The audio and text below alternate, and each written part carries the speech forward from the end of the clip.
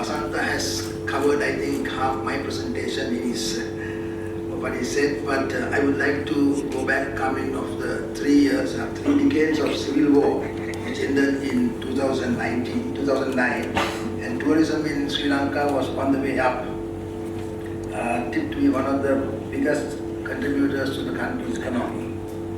After the Easter bombing in April 2019, we saw the decline in the tourism industry. However, after a few months, in December 2019, the occupancy levels started picking up and we were preparing for a good winter season.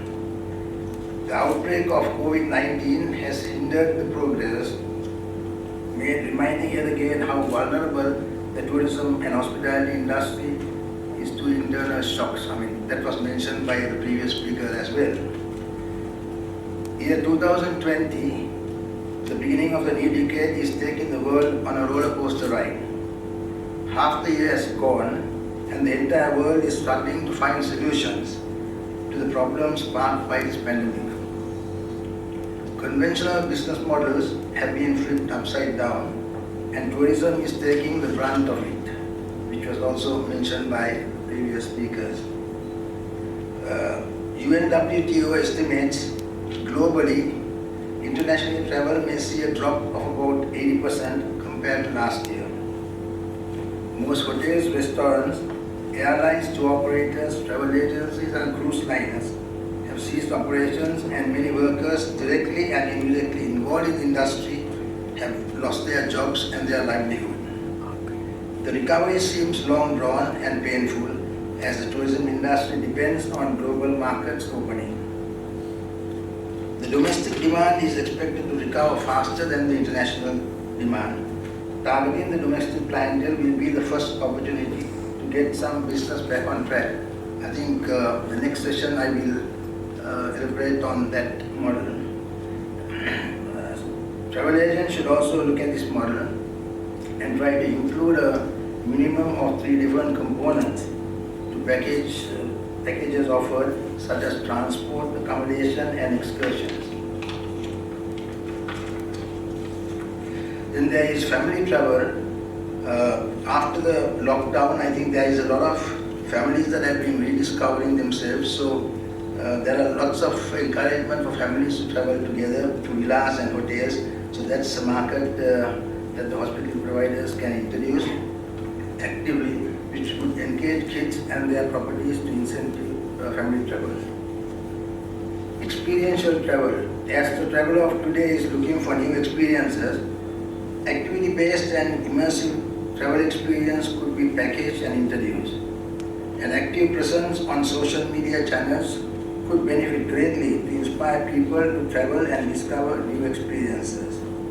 Then there is the wellness tourism, indigenous medicine, which is known as the Ayurveda Kama, and Ayurveda, which could help to improve your lifestyle and immune system, is spoken about a lot these days.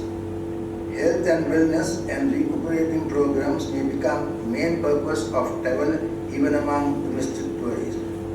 Given the importance placed on being healthy, then we have the sustainable travel.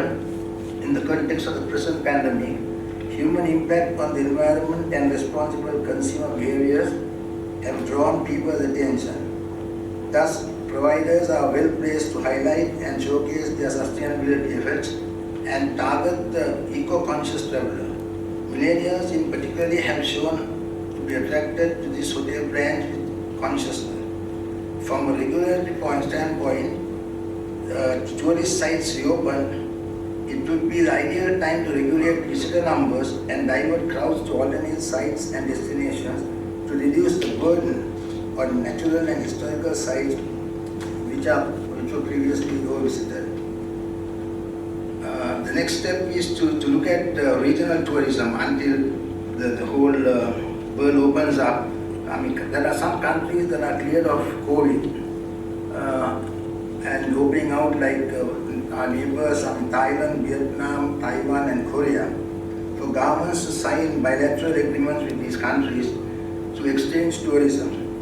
This will be helpful until the rest of the world softens their restriction. It will be a greater demand for DMCs and travel agents over the OTAs. There will be a greater demand for DMCs and travel agents over the OTAs once the tourism recovers, as the guests will be more comfortable with local assistance in foreign countries, especially after COVID-19. Travel agents should also not compete on price with one another, but offer value-added services when packaging tours. Building consumer confidence would be of paramount. Health and safety protocol must remain a priority even after the pandemic eases. And no one can afford to cut corners. Implementing stringent hygiene protocols and following government regulations, also communicating such practices to your consumer base would instill a level of safety which should in turn make visitors more comfortable to travel. Finally, on a positive note, it should be mentioned that although tourism and hospitality industries have faced different obstacles in recent history, it has always bounced back faster, harder and stronger. The industry will continue to generate foreign exchange, offer employment opportunities, develop the rural areas, increase cross-cultural understanding, and will deliver many more opportunities. Therefore, it is important to hold our ground as the most visited and one of the safest destinations in the world. Thank you. Ladies and gentlemen, we will now break for tea. Please make your way to the lobby area through the doors behind you, and we will see you back in 15 minutes.